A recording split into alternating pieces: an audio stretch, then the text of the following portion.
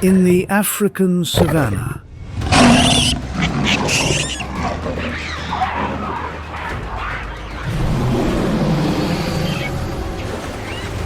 every battle for survival.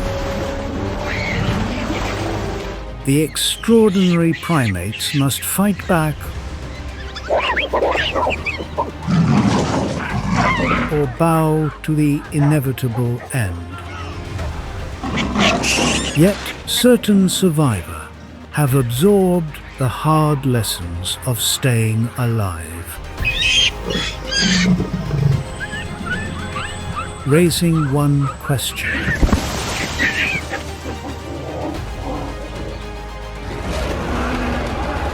Can they hold the line against the most dangerous predators?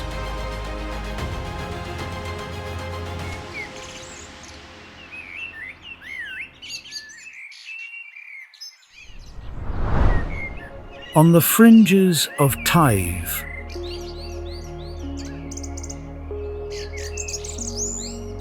a landfill rising among the barren Rocky Mountains becomes the stage for the harshest rule of the Hamadryas baboon.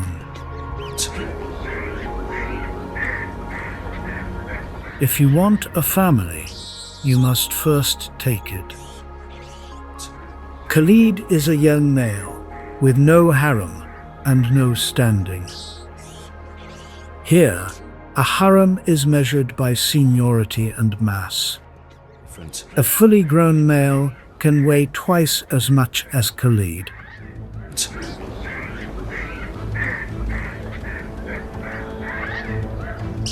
Enough for any head-to-head confrontation to end before it even begins.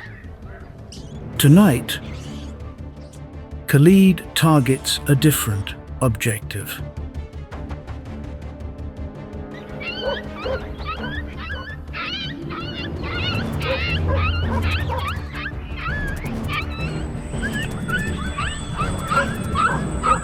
Instinct tells her this is a losing battle. The way Khalid holds his newly stolen prize is exactly how he will keep a mate in his harem. Grooming it every day without fail until the two only recognize each other through that very ritual. In Thai, family rarely begins with a choice. It begins with an abduction and only becomes real through what follows. This is just one part of the brutal truths about what unfolds within the survival instinct of primates. The story continues at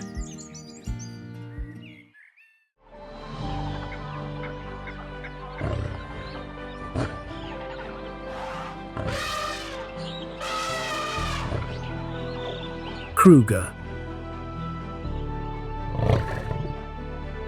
a territory of red dust,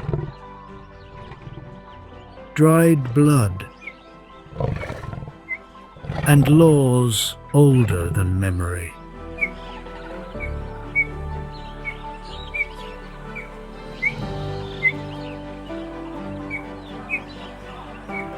The giraffe functions as a living watchtower, its eyes set merely 6 meters above the ground. When one raises its head and locks onto a distant point, every animal within range takes note.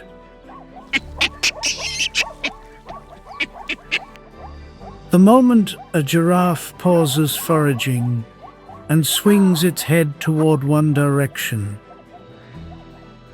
the surrounding ecosystem registers it as a signal. Impalas operate on a different frequency. They do not scan the horizon. Their ears and nostrils catch what eyes miss.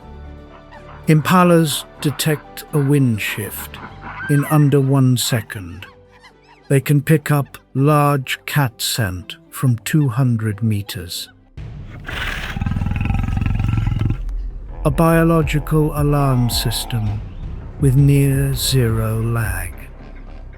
Impalas differentiate a baboon's ground predator alarm from all other baboon vocalizations. And they act on it without hesitation.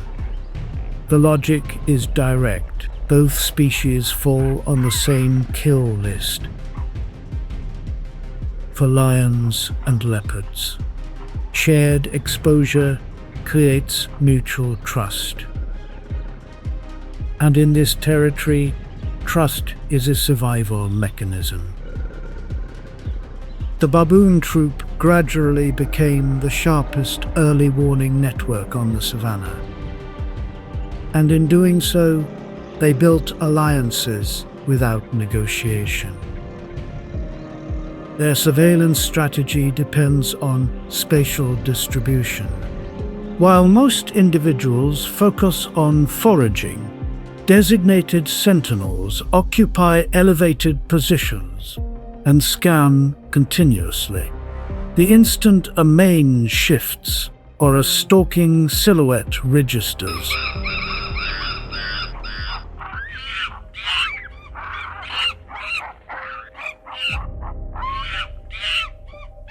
the baboons flood the air with alarm calls. Lions particularly despise this barking. It eliminates their primary advantage, the ambush. Down in the riverbed below, massive buffalo herds position themselves as the troop's most dependable audience. The buffalo respond with disciplined precision. Driven by ingrained reflex, they lock into a pincer line or a defensive arc. By processing the baboon signals in time, the herd shifts from passive grazing to an organized defensive posture.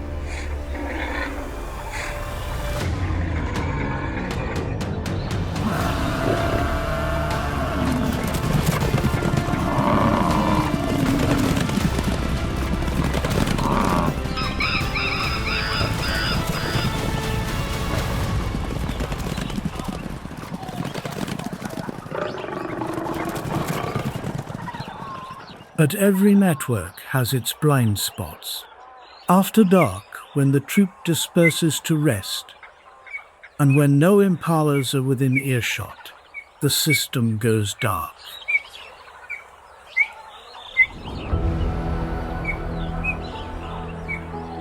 Only one name commands this throne: lions. Lions in Kruger are far from infallible. Hunting success sits somewhere between 19 and 54%, depending on terrain, timing, and pride composition. For every 2 attempts, at least one ends with empty jaws. Yet when a lion closes in and connects, the result is swift and beyond reversal. That is precisely what happened one March morning in the low brush west of a dried-out stream bed.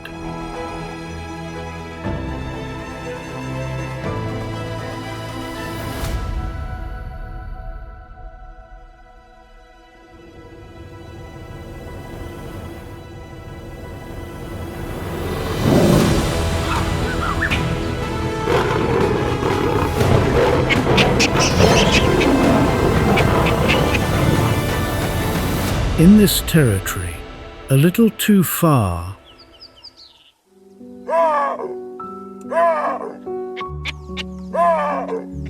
is the margin between survival and death.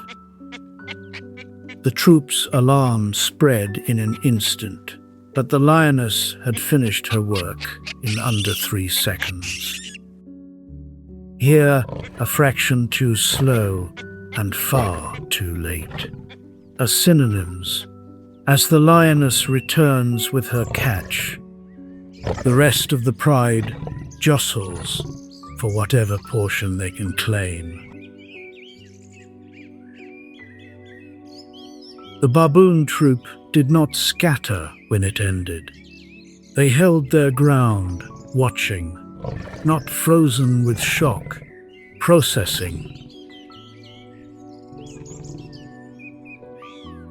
As though each individual is logging data.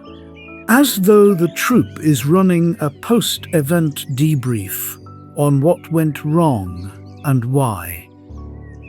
A single baboon, regardless of speed, strength, or intelligence, falls within striking distance of a solitary lioness.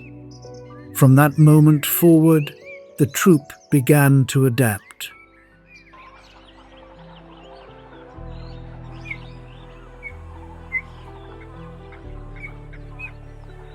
Chacmas range across southern Africa. Kruger's open plains, Botswana's grasslands, Namibia's rock-strewn terrain. Across those habitats, they are not peripheral species. They are the anchor of entire food webs. Mature males can tip the scales at 45 kilograms. Females fall between 14 and 16 kilograms. In a landscape where danger arrives from every angle, a male must carry enough mass to hold his ground, enough speed to break free, and enough nerve to absorb a confrontation. Chacma canines extend to 5 centimeters. A lioness carries 8-centimeter fangs and weighs 4 times as much. Size alone tips the equation toward the predator. 2 daylight hours, the troop ranges across territory stretching 40 square kilometers. Each individual carries a detailed mental map of every resource within it. As the sun drops, the troop withdraws to the crevices. Vertical granite faces no predator can scale. That is their stronghold.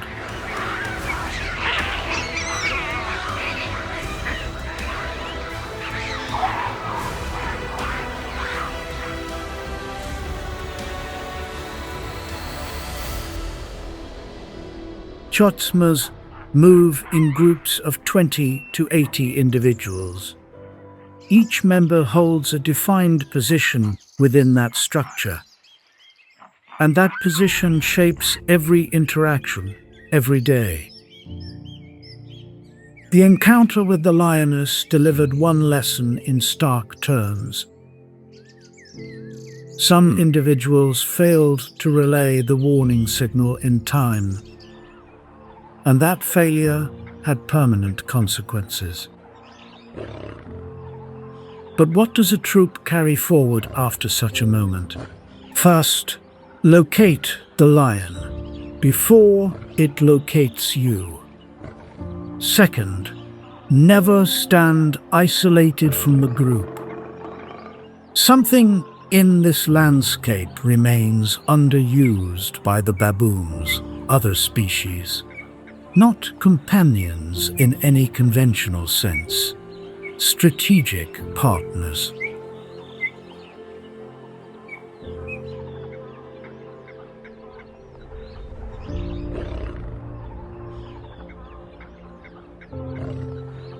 The leopard treats baboons as loud, infuriating obstacles.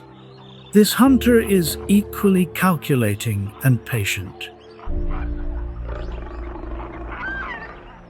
The leopard moves under full darkness, combining scent, hearing, and vision, advancing without sound rather than speed. The strike comes at midday. The baboons are traveling. Males hold the front and rear, while females and juveniles occupy the center.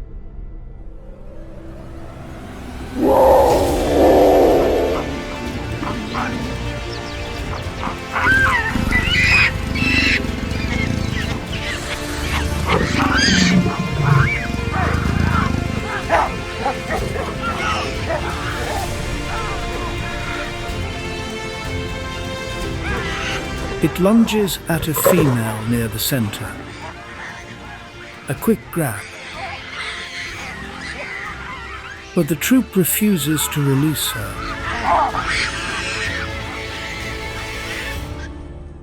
The leopard is forced to negotiate. It releases the female, but it has already marked this troop as a viable target.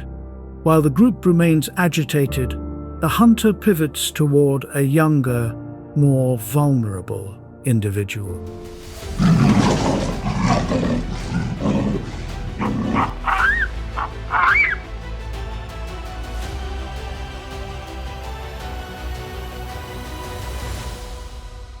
Chacma mothers carry deceased infants anywhere from under an hour to 10 full days. The average falls around 3 days. This is not confusion about what happened. Their behavior throughout suggests a form of processing that goes far deeper than instinct. Males with close bonds to the grieving female remain close, keeping others at distance, occasionally offering gentle contact.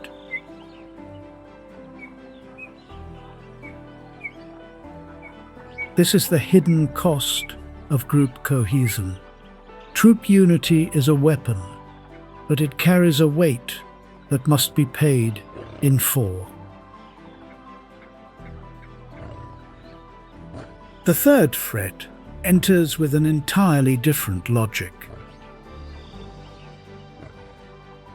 Not raw strength like the lion, nor silence like the leopard.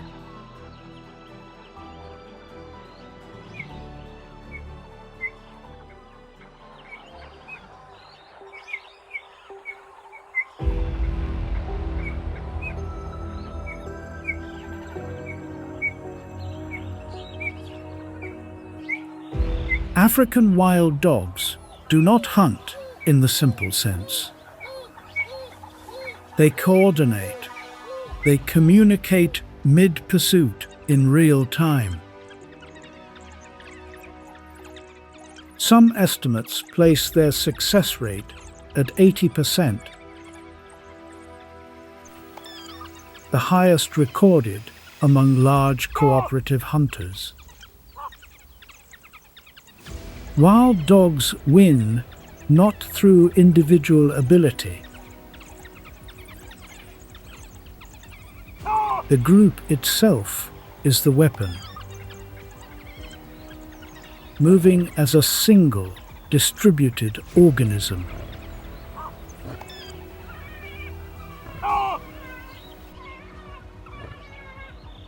Ten wild dogs form a crescent formation, not a full enclosure. They always leave one corridor open, directing panic in a single direction.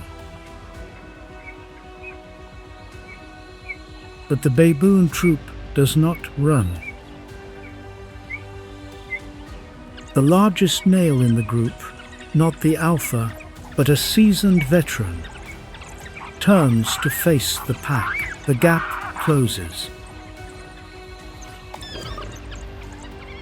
Eye contact holds. In the following 3 seconds, the lead dog makes a sharp, lateral exit.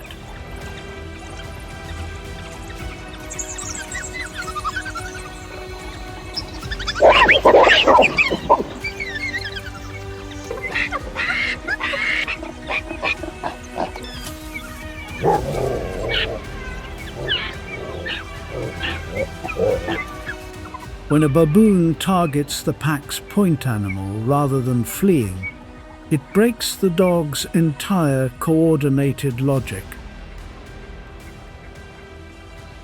But the real test has not yet arrived. The lion circles back.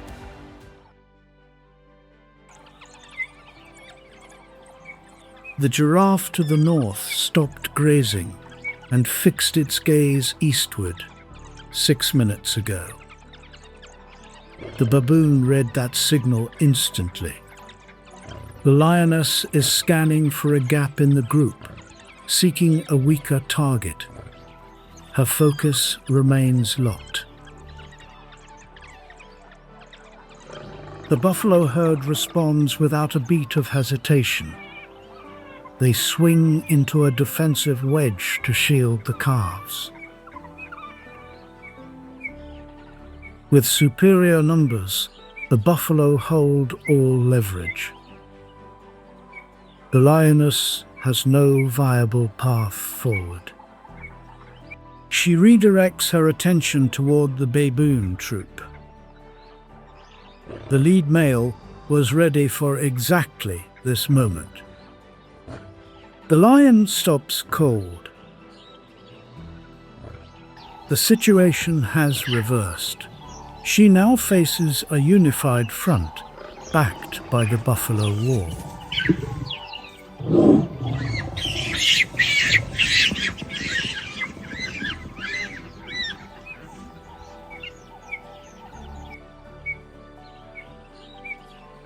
The greatest survivors are those who remain sharp under the harshest conditions and intact long enough to apply what they know.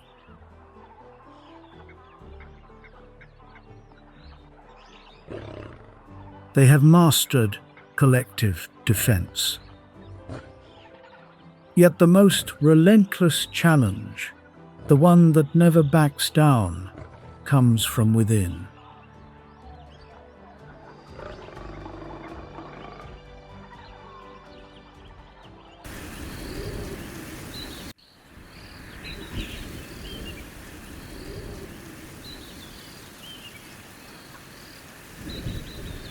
Inside the troop, structure was not born from chaos. It was built long before the current generation arrived.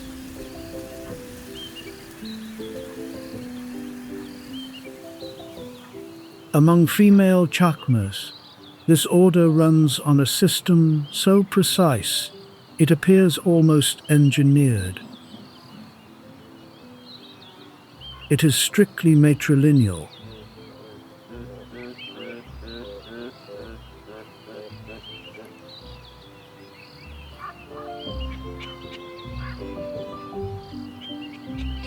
There is no ambiguity in rank. Disputes between individuals at similar levels are uncommon because the hierarchy rarely leaves room for interpretation.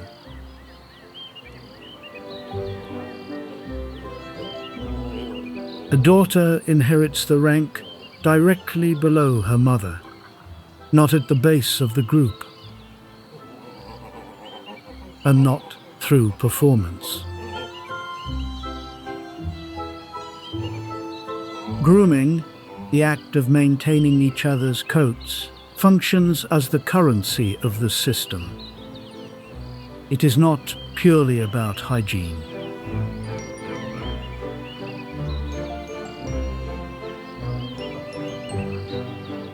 In return, grooming builds lasting alliances. When a female is challenged, not by an outsider, but by a member of her own group,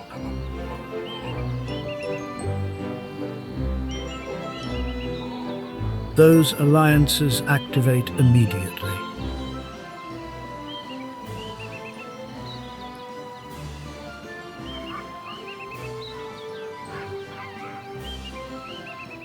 Those at the top access scarce resources first.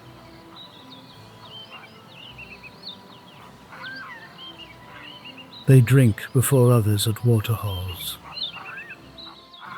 They feed at the closest, highest quality patches.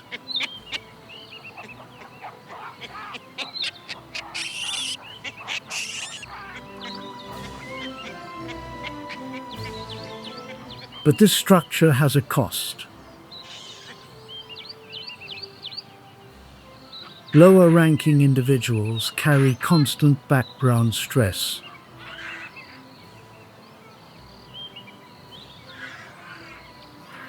Not from predators, but from the group itself.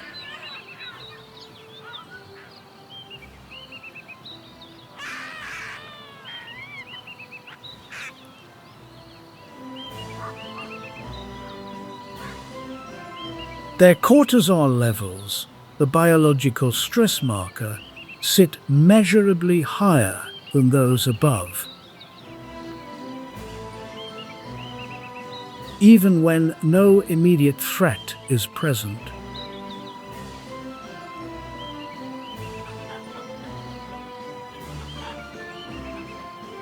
This level of synchronization signals a troop operating at full capacity. When resources are abundant, this engine runs smoothly.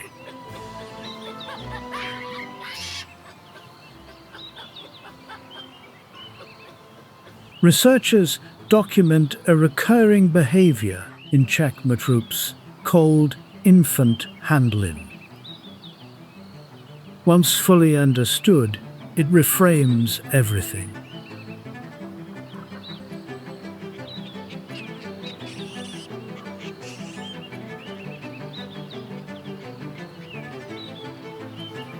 Higher-ranking females move in and take the infant.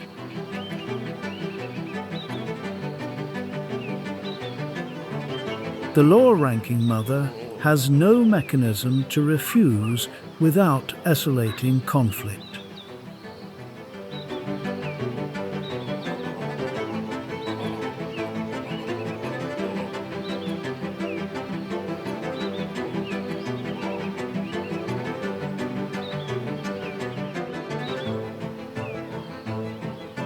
This pattern defines the Chacma, observed repeatedly in fieldwork across Botswana and South Africa.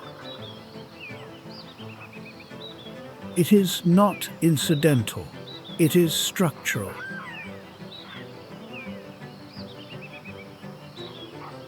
Assertive behavior is transmitted within the group.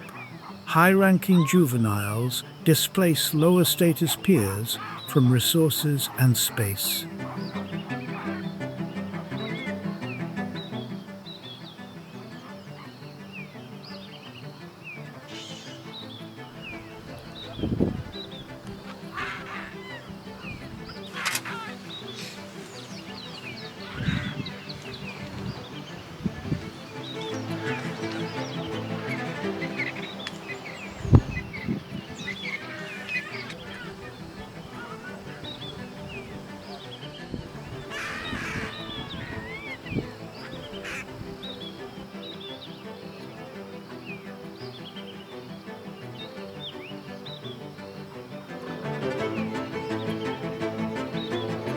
This creates a distinct learning pathway. Young Chacmas do not absorb hierarchy through survival crises, but through daily interaction with others their own age.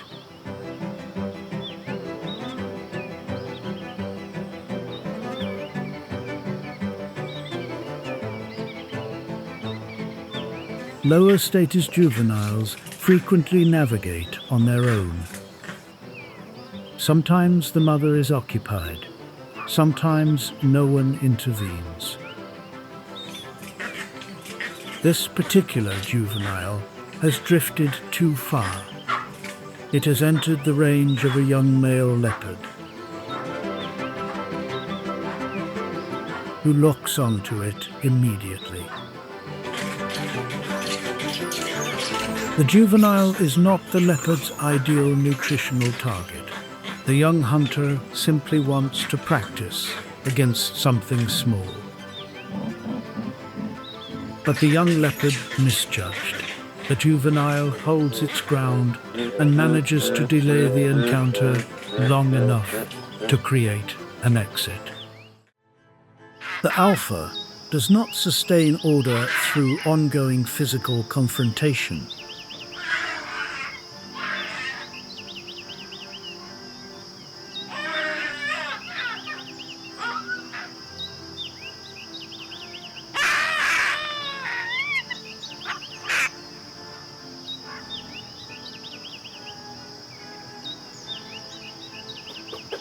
That would bleed his reserves.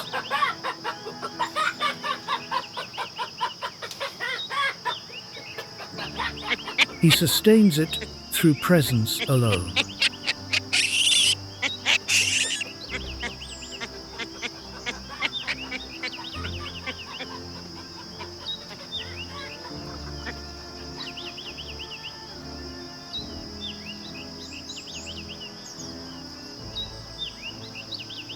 Younger males clear a path before being asked.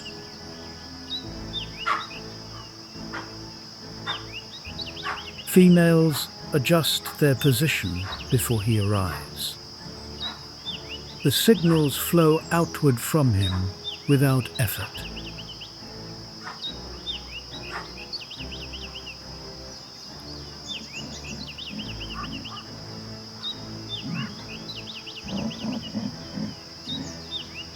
But there is one moment each day that no established routine can substitute for. When an outside threat tests the group's coherence. The impala is typically a neighbor.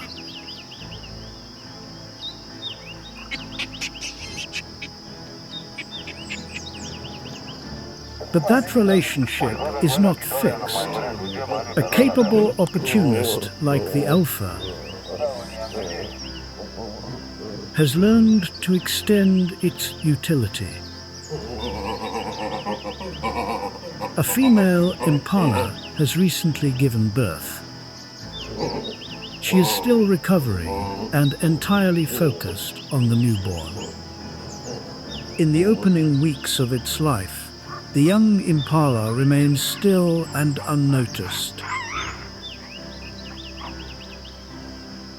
waiting while its mother finishes foraging. The baboon makes its approach. The newborn cannot hold its ground. In a grim sequence, no one intervenes.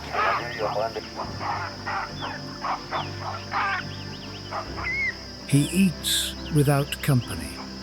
Other males, including some large enough to challenge him under different circumstances, hold back. This is more than a meal. It is the quietest and most effective display of rank the troop produces. Sitting and eating, while 30 others hold their positions. That sequence is absorbed, filed, and replicated throughout the group.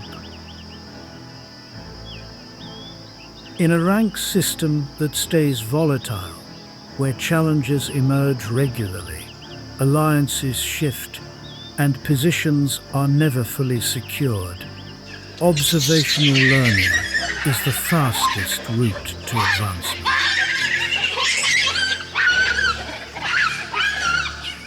The pressure that accumulates at the top, when the top is being pushed from every direction, must go somewhere.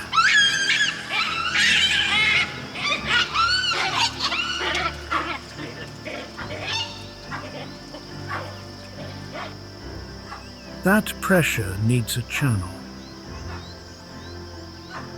Not directed at the second in command, which would destabilize everything,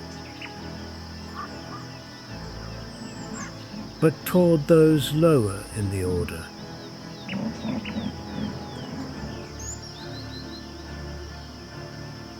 Males who use this channel show lower stress indicators than those of equivalent rank who do not.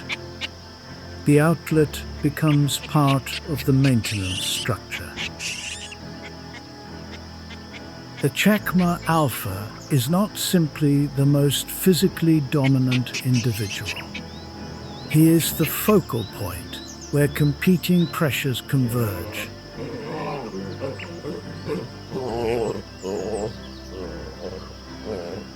Holding the top position is not a refuge. It is the most exposed and isolated station in the entire group. And no Chacma alpha holds that station indefinitely. A typical tenure runs 6 months to 2 years before a challenger succeeds.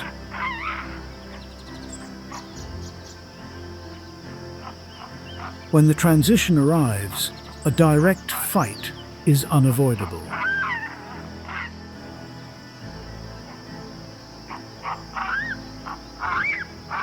But experienced former alphas often negotiate a workable secondary position rather than leaving the group.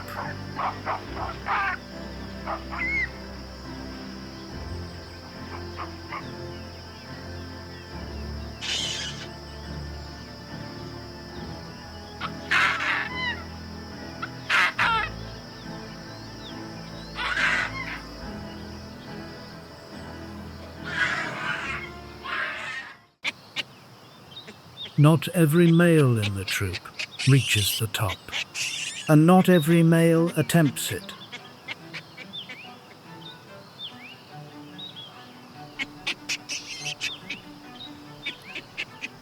Some adopt an entirely different approach.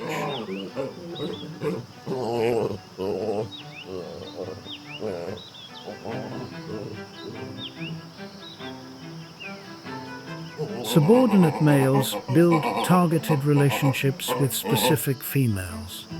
This is not primarily about mating access. It is about long-term mutual protection.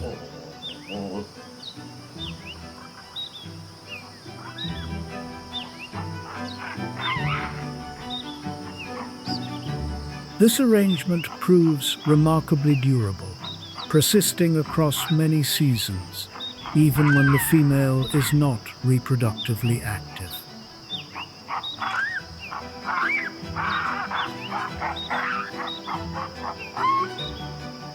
Females with strong social connections tend to live longer,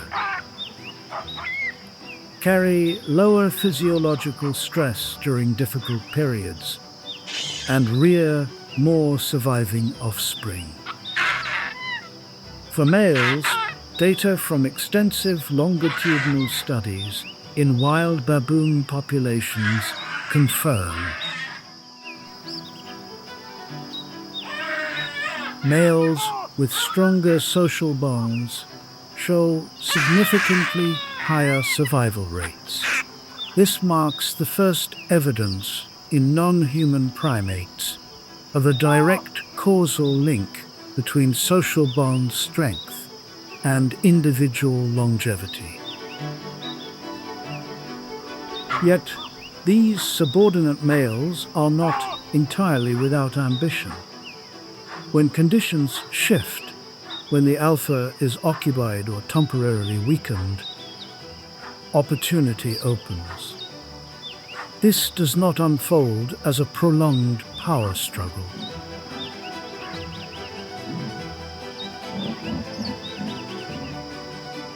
It resolves through a brief, coordinated intervention. Authority in this system is never permanently held.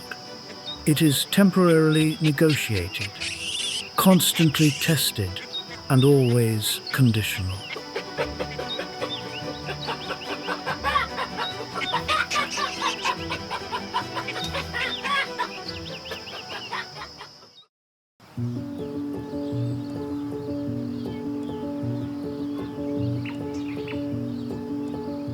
Evening settles slowly across Botswana. The baboon troop begins its ascent of the kranzes, returning to the one place nothing can reach them.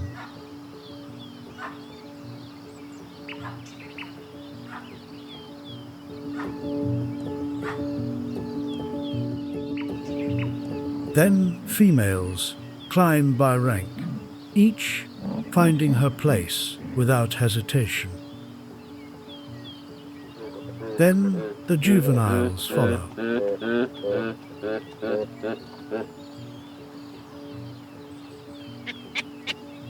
That same morning, this group held a line against a leopard in darkness and maintained a coordinated wall alongside buffalo. That same afternoon, this group ran a system in which lower-ranking mothers could not decline higher-ranking females who demanded their infants.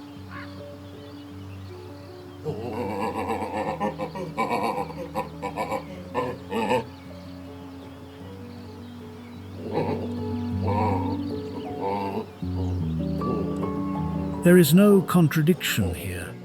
These are not two accounts of two different groups. This is a single species carrying both realities simultaneously. The kranzes catch the last of the light. The troop ascends and disappears into the rock. By tomorrow, the cycle restarts.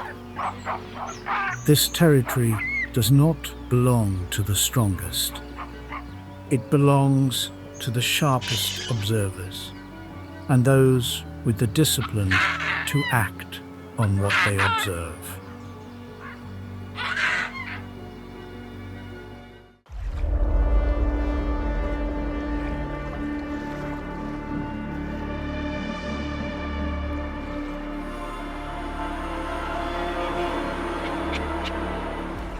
Lion, cheetah, leopard.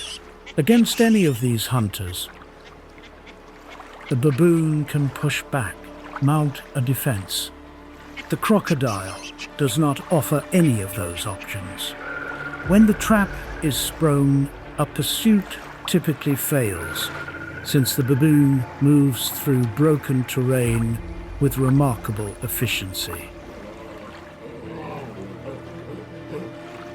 At Tsavo West, where water is everything, the Nile crocodile commands this environment without competition. In those brief seconds at the water's edge, concentration drops, and that gap is all the hunter requires. A crocodile's jaw pressure is the highest recorded in the natural world. The only reason this encounter remains survivable is that the baboon must be caught first. The troop holds nearby.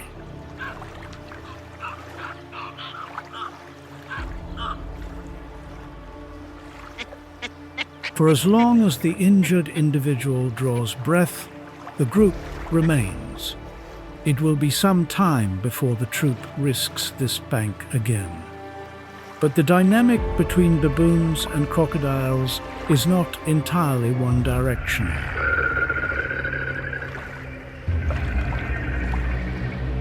There is a window when conditions reverse. From July to September, across East Africa, the female lays between 40 and 80 eggs in the riverbank and maintains a constant watch over them. The mother crocodile does not eat through that entire period, nosing up to 30% of her body mass before the eggs hatch.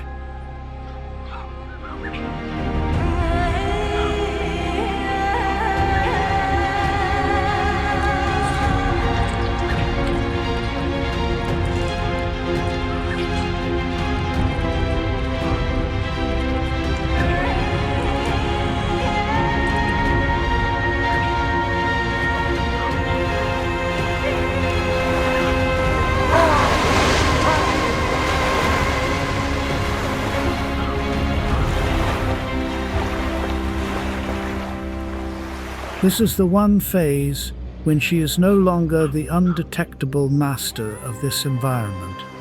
She is stationary, visible, and committed.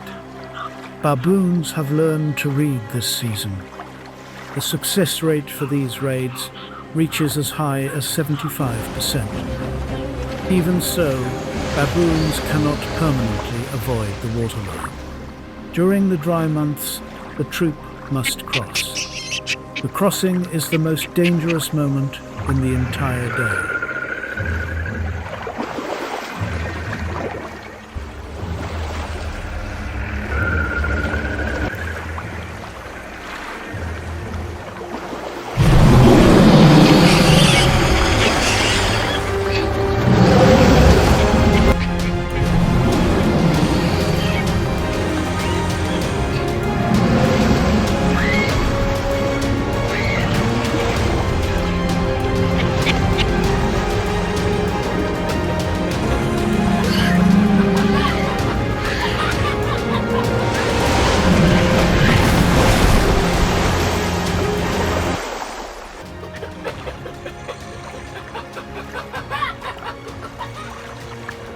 Where the crocodile exploits the water's edge, the African rock python exploits the terrain itself. This python is a specialist in absolute concealment. It does not pursue. It waits for the troop to come to it. No scent signature, no audible movement, no visual indication.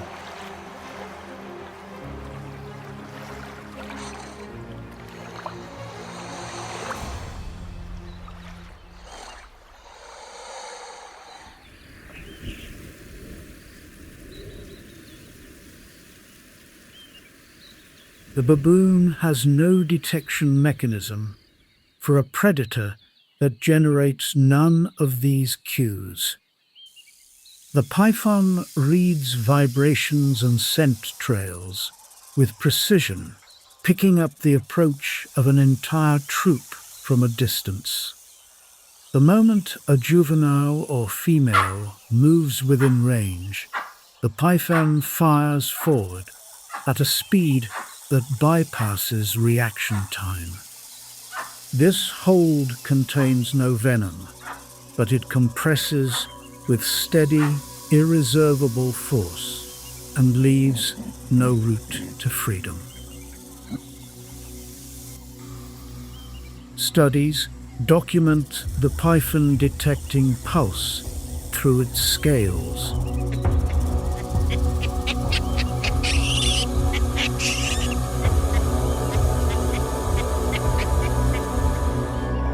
And tightening its grip in precise synchrony with each heartbeat. Unlike the crocodile, with its defined territory of concern,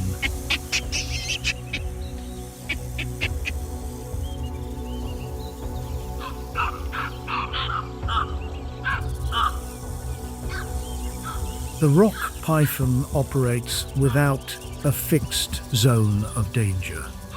It can materialize without warning.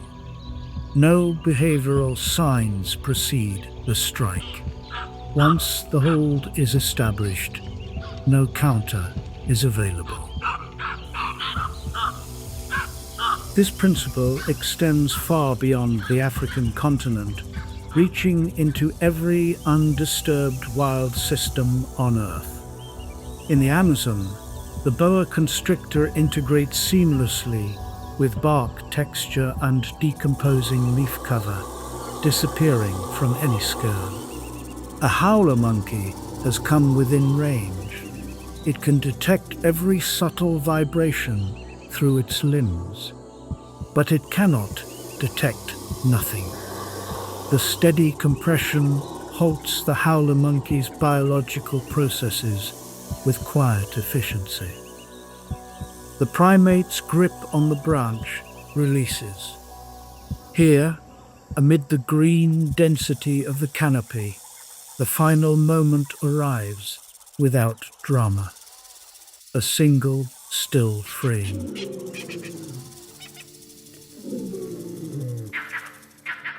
Compared to the capable and adaptable baboon, the vervet monkey navigates a far more compressed threat environment. In the predator's domain, small body size is never a tactical advantage. It simply means appearing on more lists. For the vervet monkey, the threat roster includes agile ground hunters, aerial shadows, and everything between the canopy floor and the crown. In a habitat where danger can arrive from any axis, this primate has had to engineer its survival strategy from the ground up. The vervet monkey runs a refined and specific call library. This information must be accurate. A false alarm burns group energy and trains individuals to ignore future warnings. A distinct call reserved for the leopard, a separate alarm for snakes, a unique signal for eagles overhead. Young vervets must develop this system through observation and practice. An incorrectly deployed call can trigger the wrong response and increase vulnerability rather than reduce it.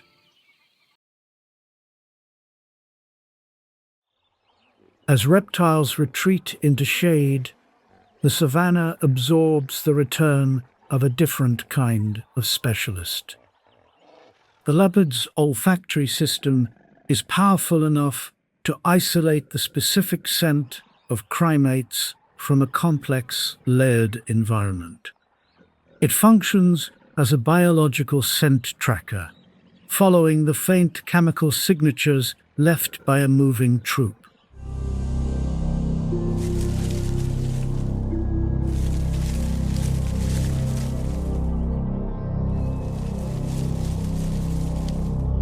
Complete stillness, absolute zero movement. This is a high-pressure cognitive standoff between the hunter and its target. If the primate holds position long enough, the calculation shifts. Without a movement cue to anchor on, the hunter begins to question what it registered and may redirect its approach.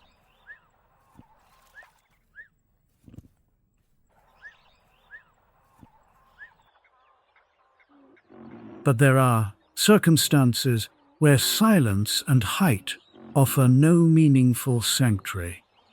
This eagle is not simply an aerial hunter. It is a precision instrument of overwhelming force and the most dangerous presence the forest canopy produces. The crowned eagle possesses visual acuity that can detect a minor movement from over 3 kilometers.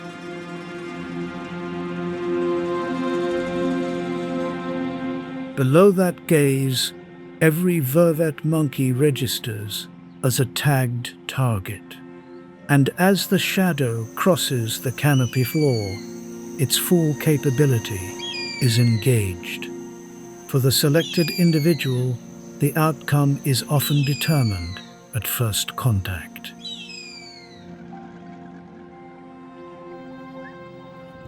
For the eagle, primates represent a concentrated, high-value nutritional source. These primates are not simply convenient prey, they are a critical factor in sustaining the eagle's reproductive capacity. But the eagle is selective and deliberate. It does not commit without a clear probability of success. It targets isolated individuals. In response, primates have built a vocal communication system of striking complexity, with distinct signals allocated to each threat category.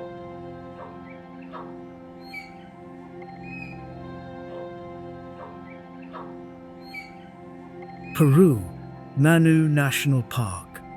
Deep within the layered maze of the dense Amazon canopy, an ancient presence moves without detection. shaping every other species' behavior around it. The harpy eagle carries talons spanning 18 centimeters. With 14 primate species sharing this airspace, no individual can afford to lapse in vigilance.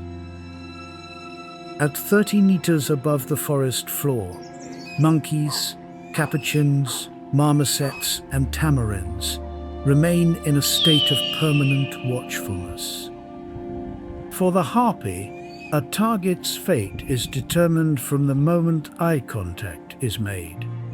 Precision always arrives alongside lethality. When a captured individual is returned to the nest, it is reduced entirely as the eagle feeds.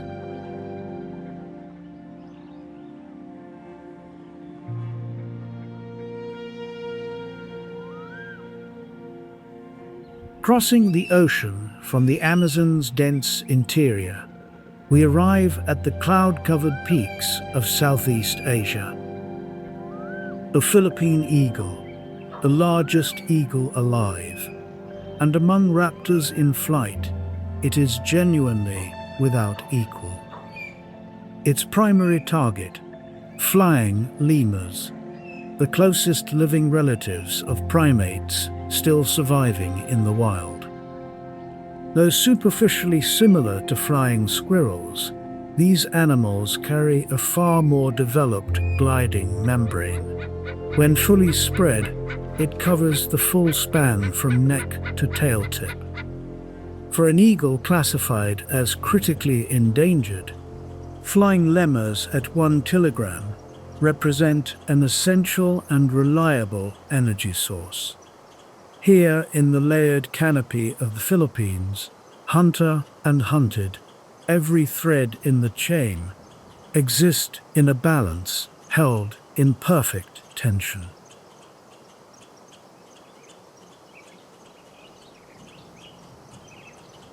Even smaller than the flying lemurs, the bush baby presents a form that seems assembled from multiple species. For a creature this small, every gap in the shadows represents a possible threat. The genet is among the few arboreal specialists agile enough to compete with the masters of the canopy.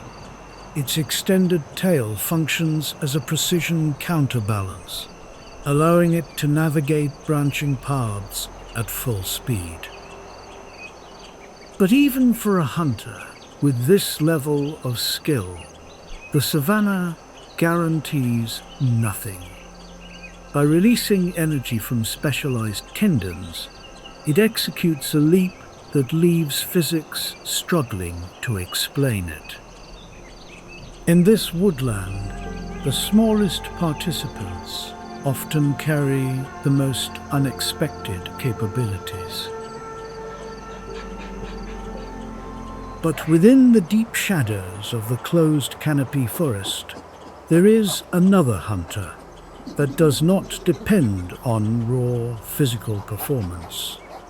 The chimpanzee, not just a close biological relative, but a problem solver of genuine sophistication. These chimpanzees do not simply give chase. They conduct their approach with calibrated patience. Periodically, they tap the trunk lightly, listening for any vibration that indicates occupancy within. Once a target is confirmed, the process advances with a tool that consistently surprises first-time observers.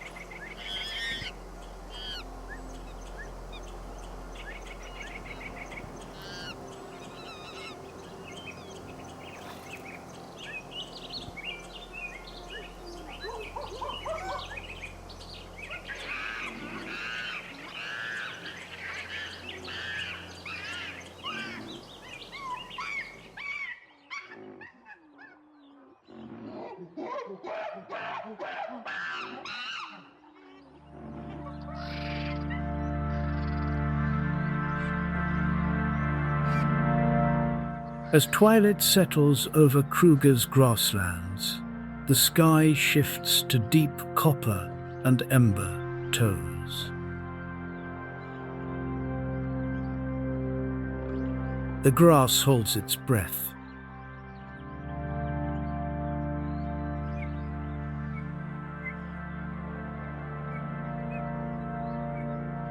The soil carries low, steady vibrations.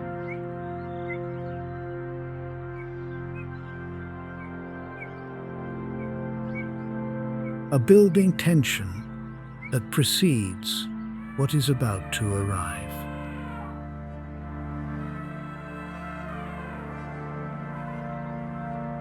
Something is moving. Tonight,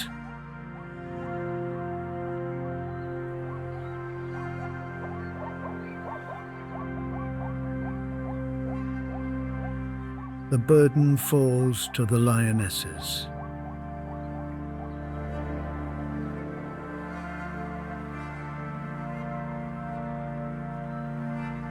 They are lighter, faster, and move with a precision the males cannot match.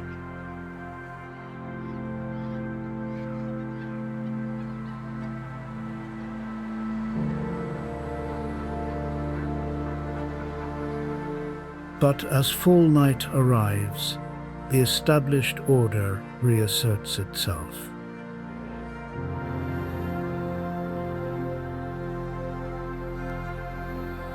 The dominant male, who observed from a distance, advances to claim his portion.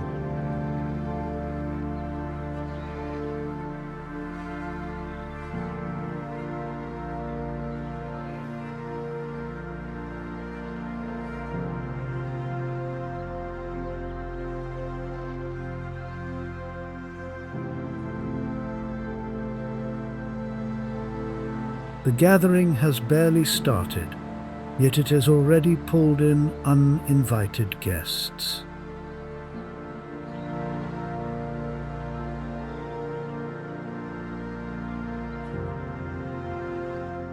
The signal spreads quickly.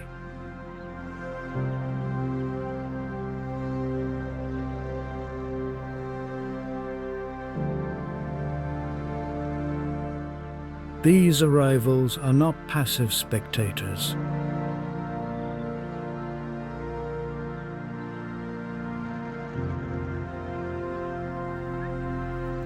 They are efficient hunters in their own right.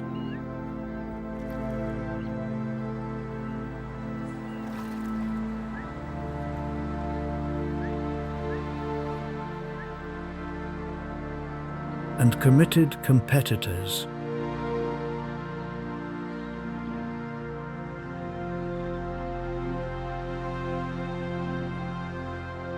For any available carcass.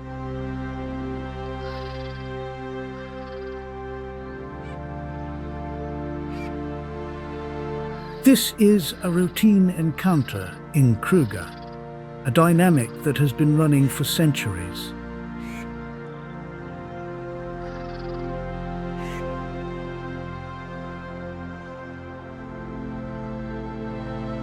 Pure muscle against coordinated strategy.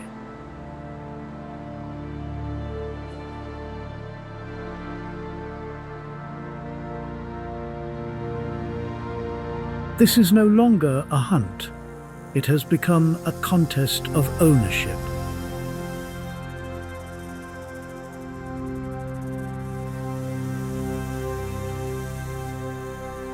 And while the two forces hold their ground,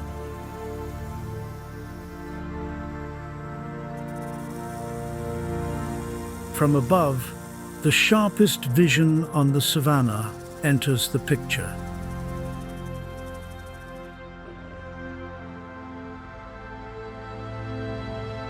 The circling pattern of the vultures is a signal readable from kilometers away.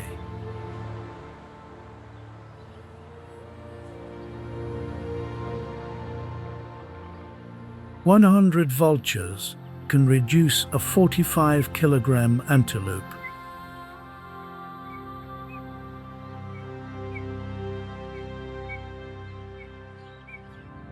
to nothing in under 5 minutes.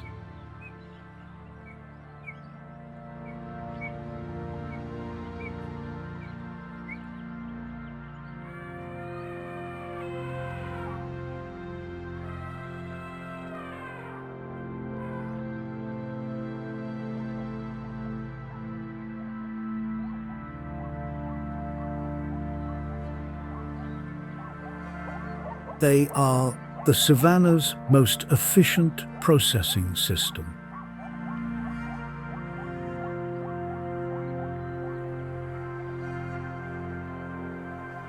The contest of strength and predator instinct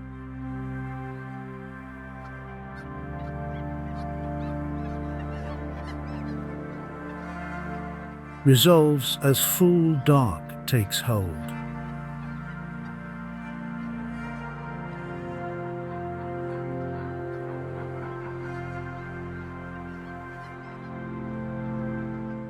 Yet the savanna never fully empties.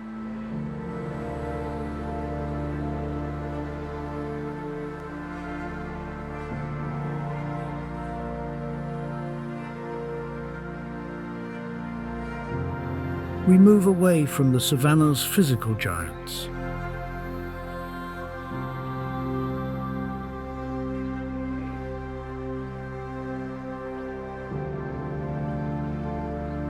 To examine the most sophisticated cognitive architecture in the animal world.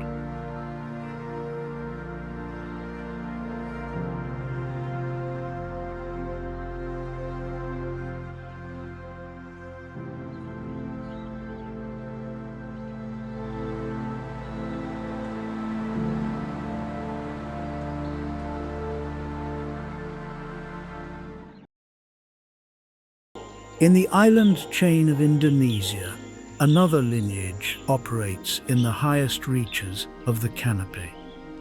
Orangutan.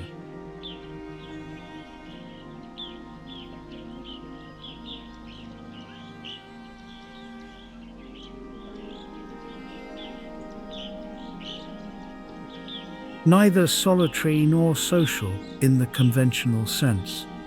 An arm span reaching 2 meters, an extreme morphological solution.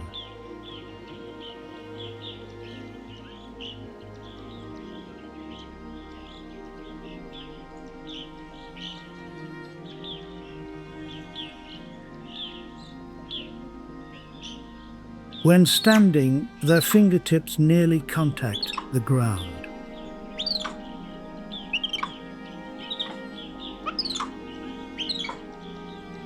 While other primates depend on group structure for safety, the orangutan moves through the canopy alone.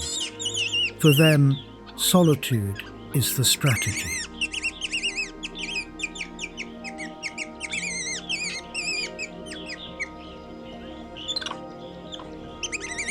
They are the largest arboreal mammals on Earth. 90% of their lives play out in the canopy, navigate entirely without a group.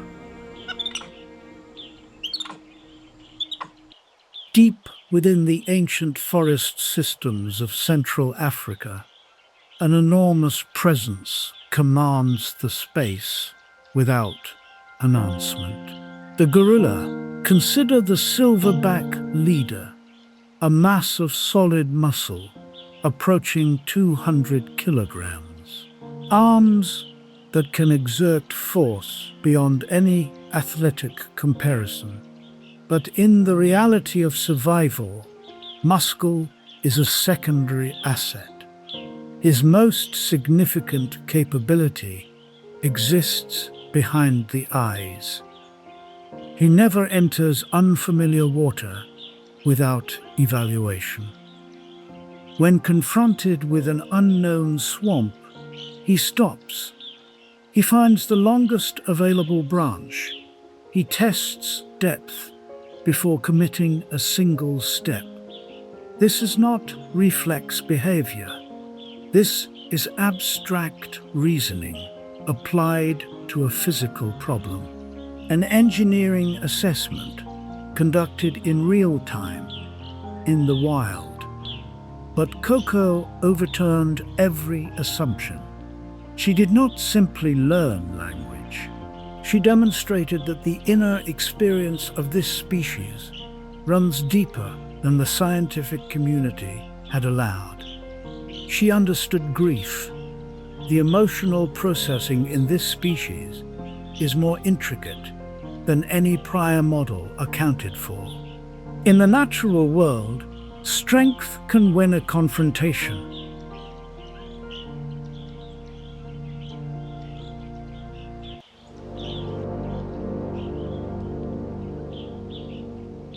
If white-faced capuchins are the pharmacists of the understory, then shift your gaze to the uppermost canopies of Central and South America, where interwoven vines create a demanding and intricate transit network. Welcome to the territory of the spider monkey. The name speaks for itself. Long, slender limbs and a grasping tail functioning as a powerful extra arm. This appendage is far more than a stabilizing rod. It is a precision gripping tool that enables acrobatics that seem to break the laws of gravity. But this slender form conceals a deeply strategic mind. Living in an environment rife with microbial hazards, they have developed their own model of preventive healthcare. When plagued by insects or microbes, they operate with the reasoning of a skilled chemist.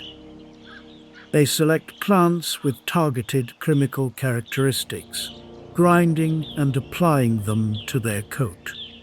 This is a deliberate act of self-treatment, demonstrating genuine mastery over their surroundings. And their generosity extends to others.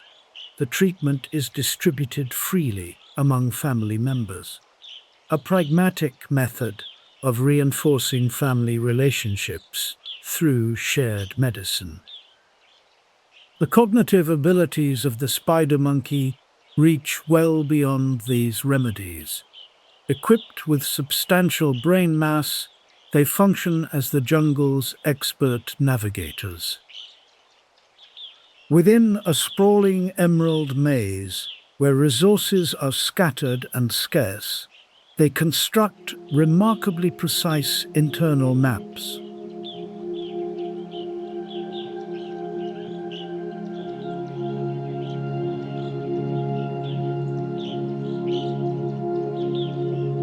Now, lower your gaze to the forest floor of the Amazon basin, where a tiny presence flickers through the shadows.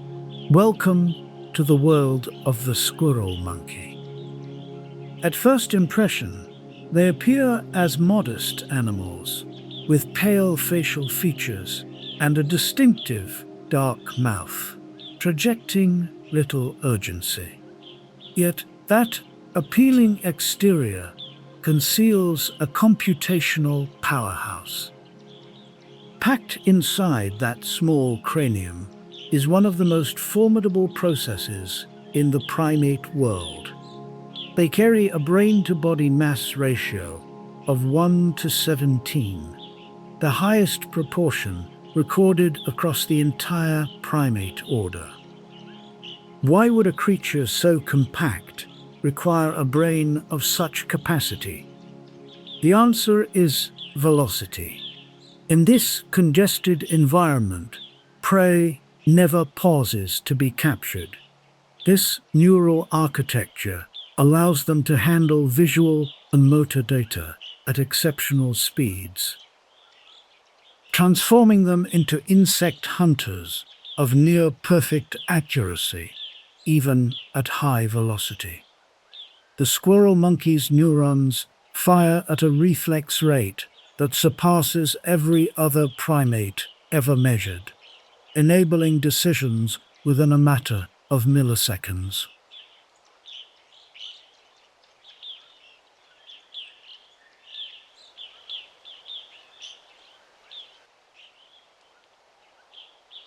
In a world governed by raw force and instinct,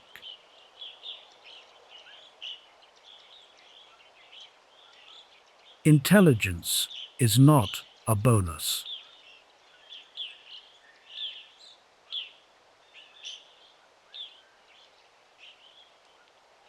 It is a decisive instrument.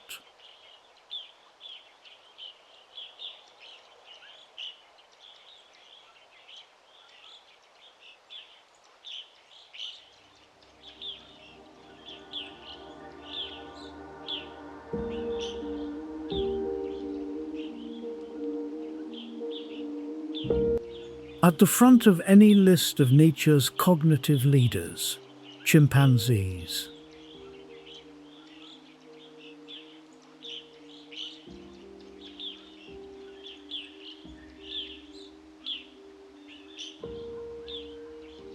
The enduring inhabitants of West and Central Africa.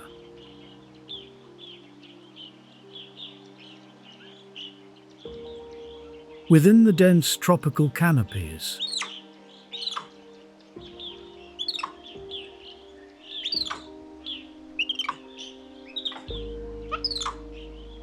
chimpanzees have moved beyond foraging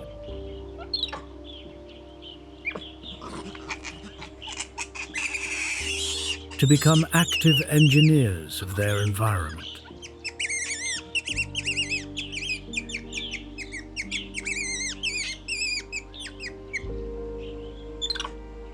This is not a random impulse behavior.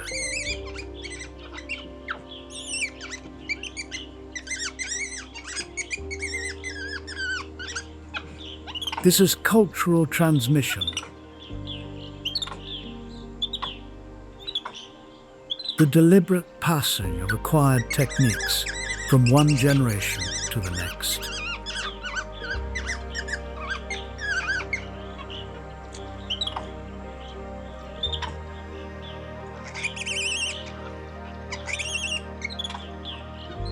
In this arena, carrying a mind capable of designing tools,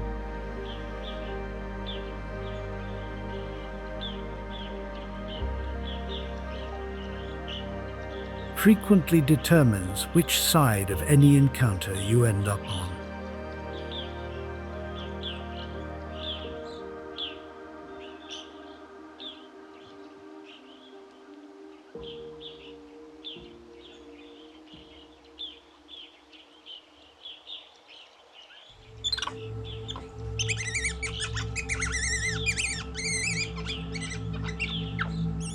Move deep into the isolated high-elevation forests of North Sumatra. Waiting there is the rarest of all, the Tapanuli orangutan. Their profile is entirely distinct from others in the lineage. The coat is curlier. The skull structure shows visible differences. A separate evolutionary path. In a closed canopy environment, where visibility is effectively zero at any distance, sound becomes the primary medium of control. These are not aimless vocalizations. This is a high-resolution acoustic data network. Each call carries encoded information about identity, location, and status. When you cannot see a competitor, you must register their position through sound before they can reach you. The Tapanuli has converted acoustic space into a territorial map.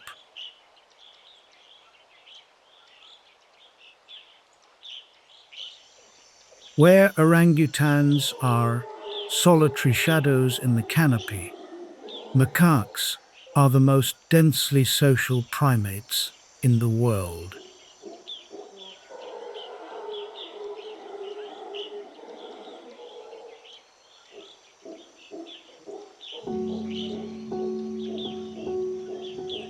Look at those cheek pouches, not a sign of overindulgence.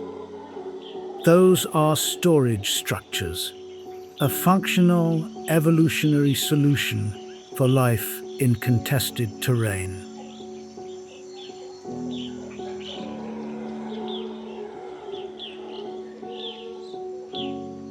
A portable biological container for gathering resources under pressure. Why remain exposed in one location when you can load up and relocate? Unlike the solitary orang, macaques are social organisms at their core.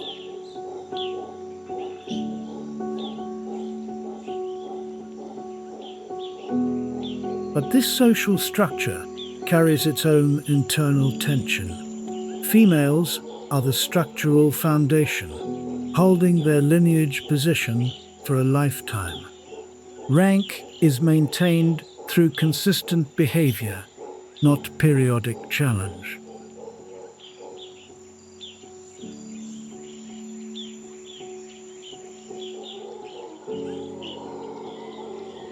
From the arid ridges of North Africa to the densely populated temple complexes of Asia, the macaque consistently locates a workable niche.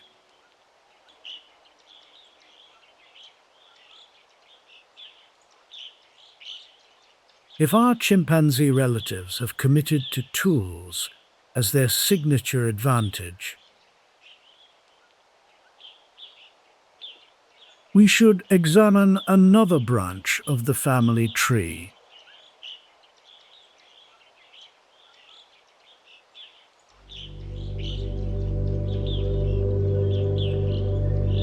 When you observe them, you encounter a profile that is visibly more refined and lightweight than their closest relatives.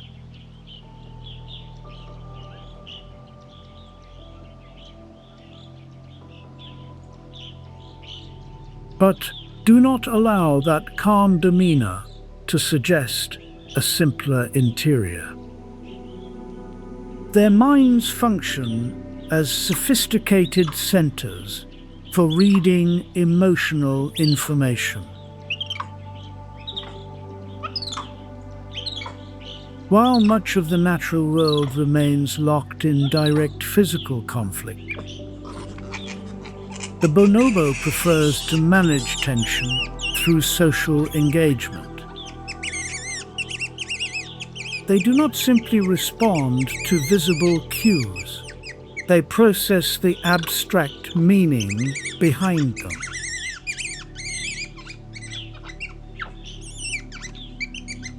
In high-pressure situations, that distinction produces different outcomes.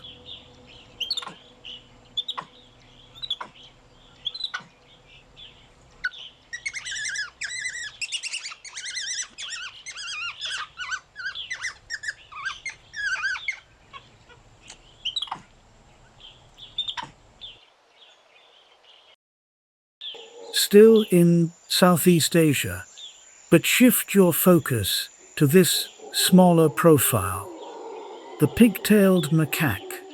Its build is compact.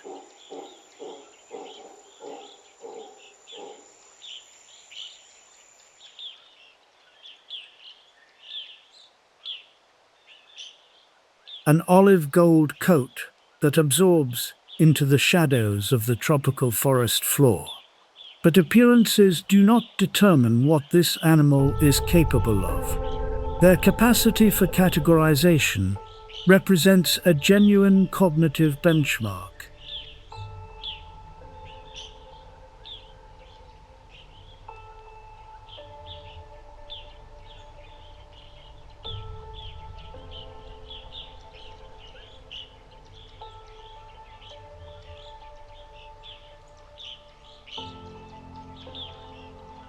Observe how they manage a task requiring simultaneous classification of multiple variables.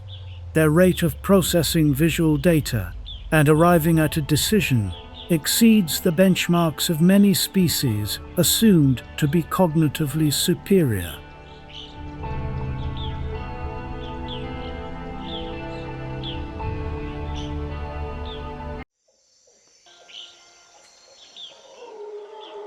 Higher still, into the cloud-draped highlands of East Africa, where the cold is absolute and unrelenting. This is mountain gorilla territory. Observe the coat, black, dense, and extended. A functional thermal system built to manage elevation and frost. But look at the face.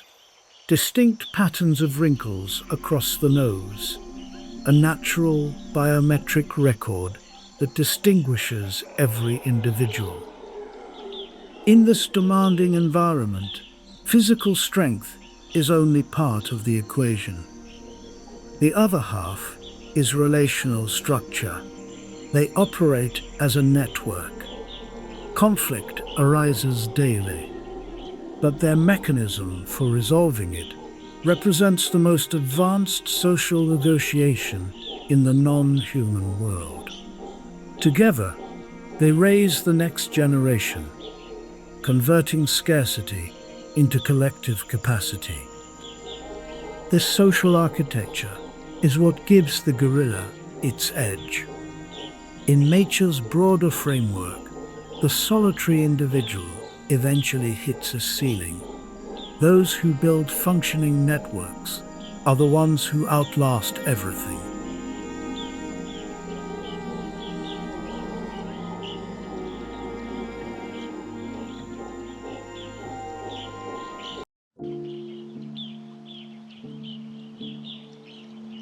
The species name Cynocephalus, which translates to dog-head, was no accident in the naming process. Note that elongated, tapered snout and those narrow, closely placed eyes built to detect even the faintest motion across open grasslands. Yet what truly gives apex hunters reason to pause is concealed beneath those lips.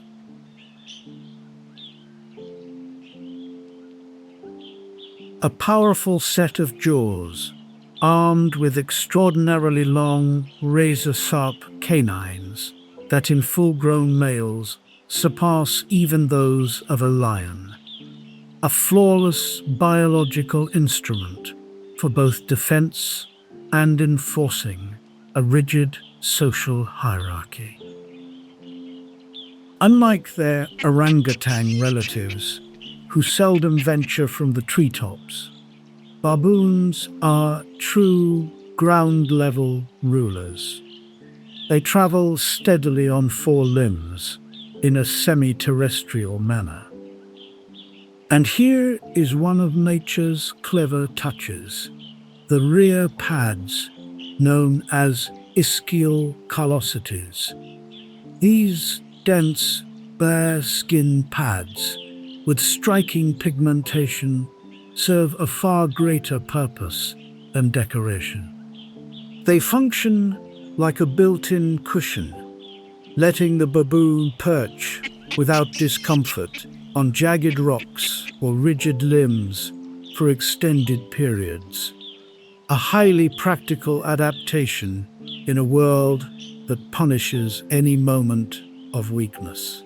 A baboon band can exceed 100 members, functioning like a disciplined military force, with firm ranks and clearly defined roles.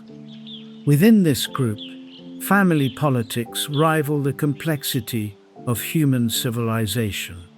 Females inherit their standing from their mothers and remain in the group permanently, anchoring the power structure, while males must rely on physical dominance or social maneuvering to climb the ladder.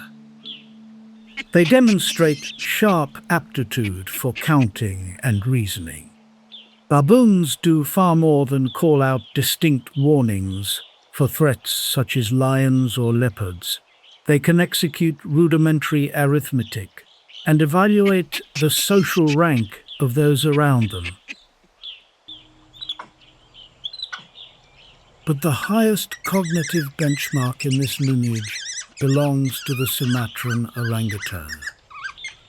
With their vivid orange-red coats and exceptionally deliberate movements, disassembling complex structures and putting them back together? Trivial. They have been documented fashioning tools to address problems with no prior template. In this world, when physical capability hits its ceiling, it is problem-solving that opens the next path forward.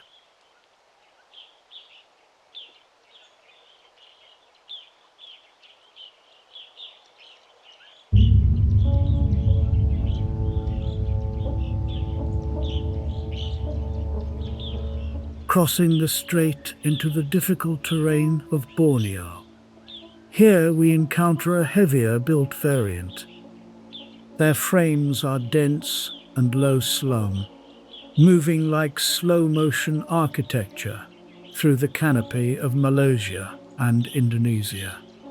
This is a deliberate structural design. It functions as a biological amplification system, allowing vocalizations to carry across dense forest. But do not allow that measured pace to suggest passivity. Their real capability is not in movement, it is in memory. While humans sometimes misplace objects they used minutes ago, these individuals remember the exact location of thousands of food sources across a territory spanning hundreds of square kilometers. They know which tree will carry ripe fruit next month, even if that tree is many kilometers away in a direction they have not traveled recently.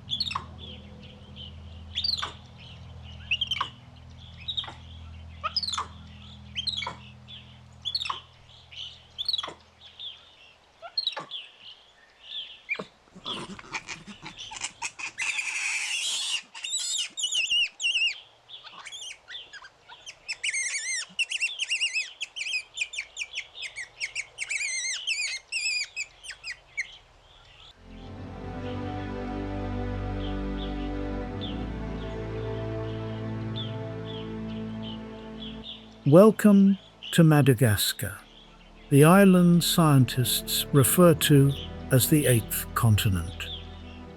88 million years of separation, following its drift from India and Africa, transformed this landmass into a biological arc where time flows differently and evolution takes its most inventive turns.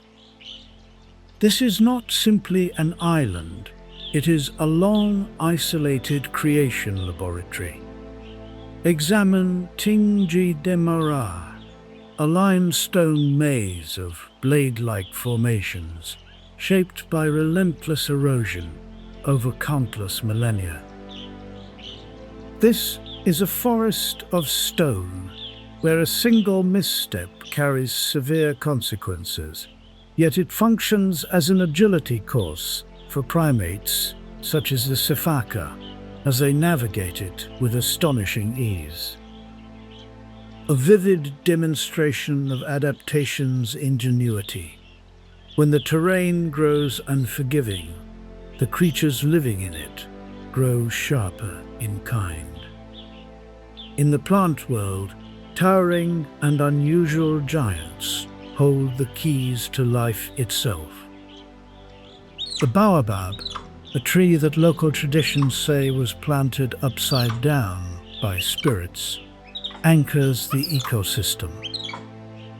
6 of the 8 recognized baobab species exist exclusively here, acting as massive reservoirs sustaining the surrounding ecosystem through prolonged dry spells.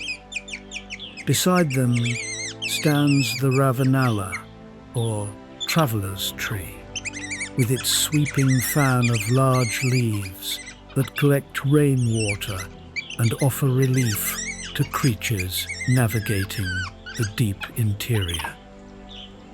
4/5 of the plant species here grow nowhere else on the planet. Should they vanish from Madagascar, they are erased from existence entirely. Beneath the canopy, masters of concealment hold court in every corner.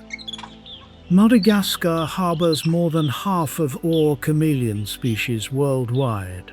From the magnificent Parsons chameleon, resembling a miniature dragon, to the minuscule Bruxia micra, barely the width of a fingernail. But supreme deception belongs to the leaf-tailed gecko. Moving northward into Central America, the dense tropical rainforest functions as a vast incubator for disease and parasites. In this environment, even a minor wound can spiral into a fatal conclusion. Emerging from the canopy is a distinctive figure, the white-faced capuchin. Their pale white face and shoulders contrast dramatically against a body cloaked in deep black. They resemble contemplative monks, but resist forming that impression.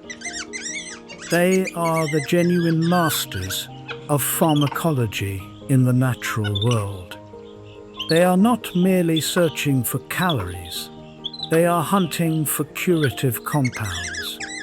When threatened by insects or microbial invaders, they activate the mindset of a test or a center of covering. They carefully select plants loaded with powerful antiseptic substances. They even capture millipedes carrying natural toxins to work into their fur. This natural repellent and antibacterial preparation rivals even modern laboratory-produced treatments. But their greatest collective wisdom is in the act of sharing. They do not hoard these remedies. They actively distribute the treatment among troop members. A basic communal health system equips the group to withstand threats from microscopic organisms.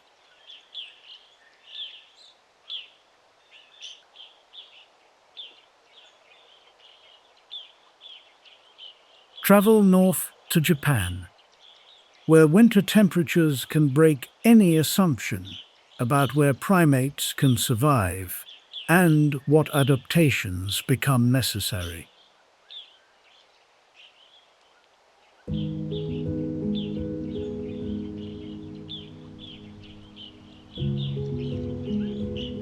The contrast is striking. A face of deep crimson surrounded by a thick brownish-grey coat. Built for a climate most primates would not survive.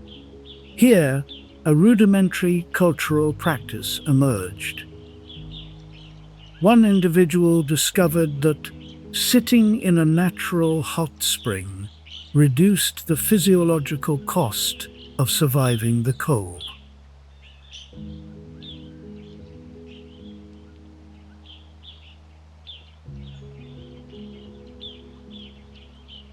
The behavior did not fade. It was observed, copied, and distributed through the group. This is cultural learning without instruction.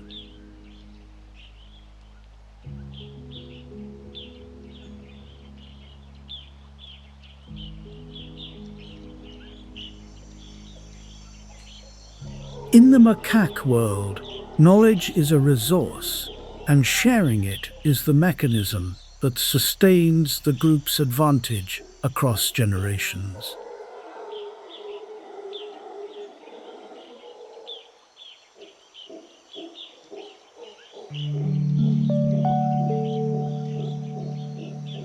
Step into South and Southeast Asia. Here, the rhesus macaque occupies every available ecological niche.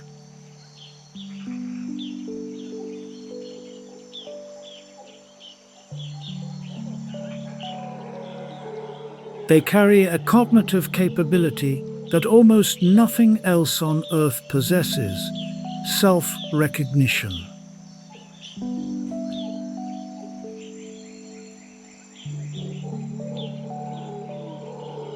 Placed before a mirror, in a world dominated by instinct and reactive behavior,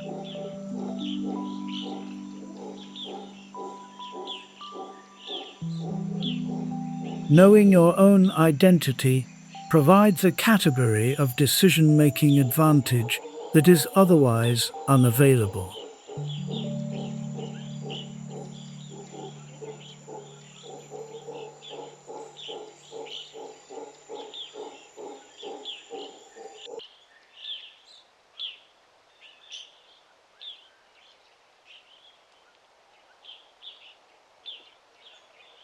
But the one commanding the most attention in this extraordinary collection is the eye. Its form is a bewildering assembly of parts: oversized ears like a bat, front teeth like a rodent, and an unusually elongated middle digit.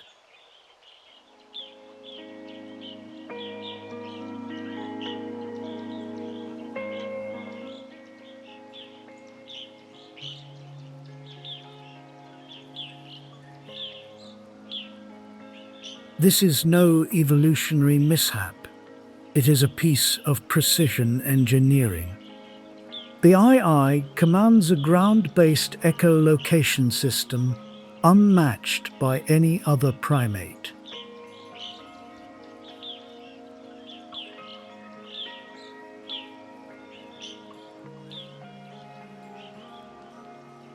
It deploys that lone finger to strike tree bark at a remarkable rate of 8 taps per second.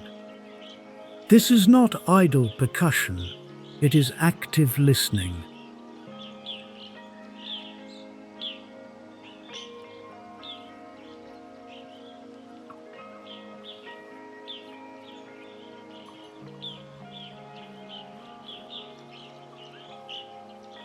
Triangulating the precise position of larvae burrowed deep within solid wood.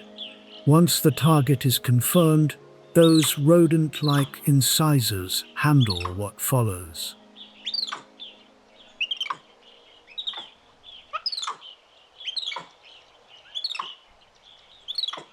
In Madagascar's ecosystem, intelligence is gauged not by social rank, but by the capacity to decode the hidden secrets of the environment.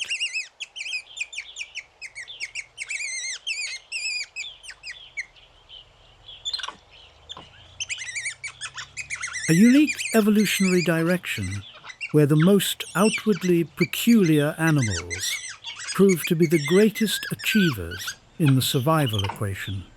A striking reminder from nature: to endure, you must sometimes operate entirely outside the orderly.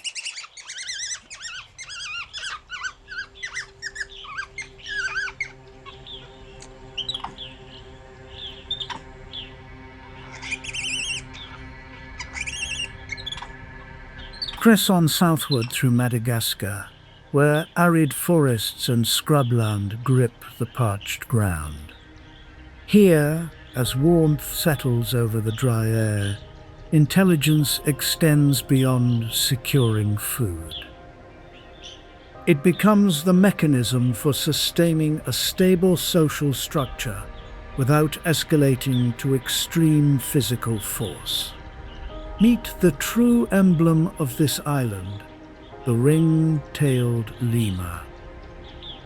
Locals describe them as spirits of the ancient woodland, owing to their haunting cries and fox-like features with glowing amber irises peering from the dark. Study that tail. Stretching over 2 feet in length and adorned with bold alternating black and white bands, it works as a natural stabilizer for aerodynamic balance, enabling leaps of up to 30 feet across the canopy. Yet within their society, physical strength yields to female authority. Ring-tailed lemurs operate under a firm matriarchal system. These dominant females hold command over all social decisions, directing the group's priorities and structuring the social rankings with unwavering resolve. While the females govern internal politics, the males resort to one of the most restrained conflict resolution strategies in the animal kingdom: stink fights. Rather than clashing physically, they apply secretions from scent glands on their forearms to saturate their tails with a unique chemical identity. This is a chemical showdown.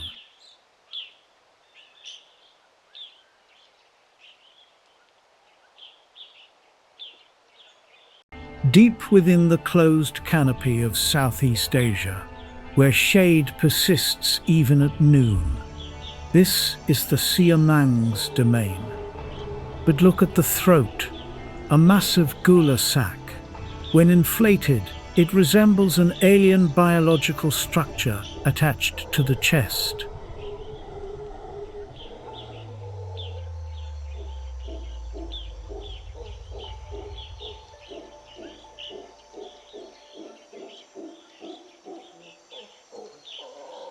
In this place, intelligence is not expressed through tools, but through synchronized acoustic performance. They produce the most complex, coordinated sound in the primate world. This is not improvised.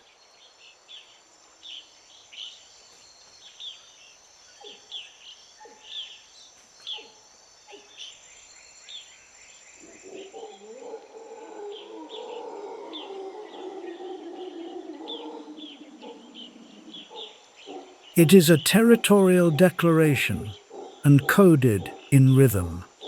Every high note is a boundary marker. Every interval is a structural signal. This rhythmic precision reaches a level of coordination that almost no other species achieves, maintaining territorial boundaries without a single physical confrontation.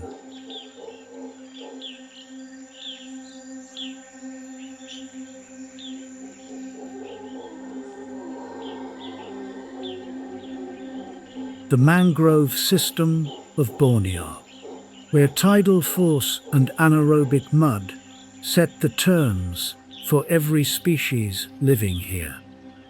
Meet the proboscis monkey, a profile that cannot be confused with anything else. A massive, pendulous nose, a distended abdomen, and limbs that seem slightly too long. Behind that unusual exterior is a tactical specialist. He has developed what researchers call hydrodynamic intelligence. He reads river current dynamics with extraordinary accuracy, assessing pressure gradients, predicting drift trajectories, and timing crossings to within a narrow window. The spatial navigation underwater reaches a level of precision that maximizes energy conservation while traversing currents that would disorient most large mammals.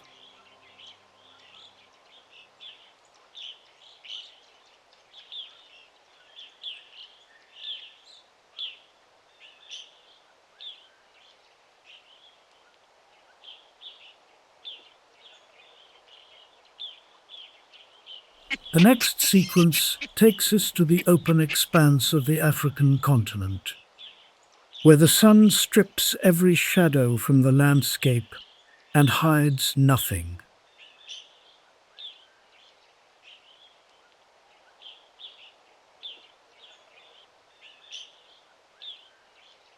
Individuals such as Queen Tubu have demonstrated that when the opportunity arises, they can pursue impala calves with the same precision as a leopard. This mental sharpness is what keeps them competitive across the African continent. In a landscape dominated by expert predators, the one who combines rational thinking with decisive timing is the one who stays ahead. It stands as compelling evidence that on the savannah, mental acuity is often a deadlier weapon than any fang or talon. Departing the blazing lowlands, we climb the dramatic ridges of the Ethiopian highlands, ascending beyond 4,000 meters into the Simien Mountains. In this realm, the atmosphere is so rarefied that every breath demands effort, and gusts push through rocky crevices like the whispers of ancient forces. This world, wrapped in fog and cold, is a place ordinary primates could never dare to inhabit. For the Galada, however, it is the perfect natural fortress. Observe the lord of these grasslands, a male wrapped in a coat as thick as ceremonial robes to defend against the frost. The most arresting feature is a vivid crimson heart-shaped patch of bare skin displayed directly on the chest, which earned them the label bleeding heart monkey. In Galaba society, the heart is not concealed within the body. It is worn openly like a hormonal scoreboard. This red hue deepens to the shade of fresh blood when arousal peaks or when the alpha's authority is challenged. It is a visual signal that cannot be counterfeited. Study that chest, and you know immediately how much power stands before you. Yet the true achievement of evolution lies not in that crimson patch, but in a remarkable repertoire of lip movements. Galadas do not merely produce meaningless calls, they engage in genuine dialogue. Their vocal system carries a rhythm and structural grammar more closely aligned with human speech than that of any other primate.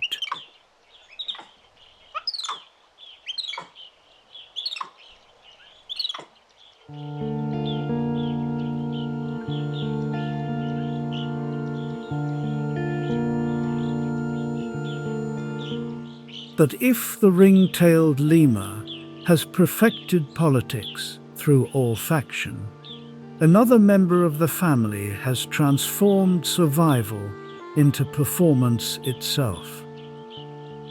Welcome to the spiny forest of the Southwest, where every trunk bristles with millions of needle-sharp thorns. In this setting, a single error does not merely result in failure, it leads to a very painful end. With a coat as pale as freshly fallen snow and a face of deep black, they appear as woodland apparitions. But when compelled to descend to ground level, they become the most peculiar movers on the planet. Because their anatomy is engineered for vertical leaping between trunks, standard walking is not an option. Instead, they perform a sideways bounding gait on their rear limbs, a spectacle that resembles a captivating dance. Do not allow that striking movement to suggest limited capability. Within that compact skull is a trajectory processing system of extraordinary precision. To navigate among these thorned trees, the sifaka must calculate launch angles and landing points within milliseconds. A single miscalculated leap or an unstable foothold on a barbed surface, and the outcome is severe.